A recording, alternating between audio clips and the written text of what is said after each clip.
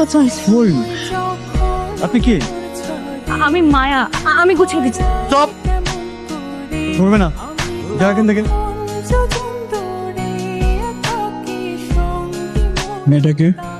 মেয়েটা তোমার বাবার দুঃসম্পর্কের এক ভাইয়ের মেয়ে। তুই এখানে কেন? কি? ও কয়েকটা দিন এখানে থাকবে, ওদের একটু হেল্পের দরকার। থাকুক না। আপনি চান থাক। কয়েকটা দিনের ব্যাপার, যেহেতু থাকুক। তুমি আমি তোমাকে না বলেছি আমার রুমে না ঢুকতে? আমি এটা রাখতে এসেছিলাম শুধু। যা এখান থেকে, বেয়াদব। কি ব্যাপার, তুমি কোথায় যাচ্ছ? আমি চলে যাচ্ছি। চলে যাচ্ছ মানে? আপনার ছেলে হয়তো আমার থাকাটা পছন্দ করছে না। এত রাতে তুমি কিভাবে যাবে, কোথায় যাবে?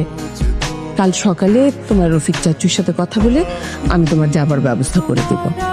আপনার সম্মান রক্ষার্থে আজকে রাতটা আমি থেকে যাচ্ছি। মায়ার একটা অসুখ আছে, ও আর বেশি দিন বাঁচবে না। আমি আগামীকাল ওর যাবার ব্যবস্থা করেছি। ও থাকুক। আমিও বলেছিলাম সে কি রাখি না। তোমার কথায় খুব কষ্ট পেয়েছে। আমার মনে হয় তোমার ব্যবহার তো ঠিক করা উচিত। I'm sorry, I'm really sorry. তুমি এখানে যতদিন খুশি থাকতে পারো।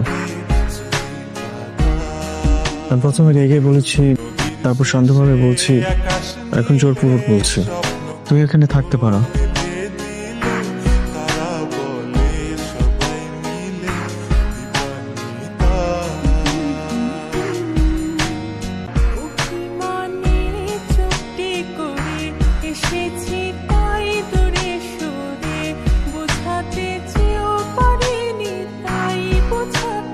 মানুষের জীবনে সুন্দর মুহূর্ত হঠাৎ করে আসে, জীবন তো একটাই।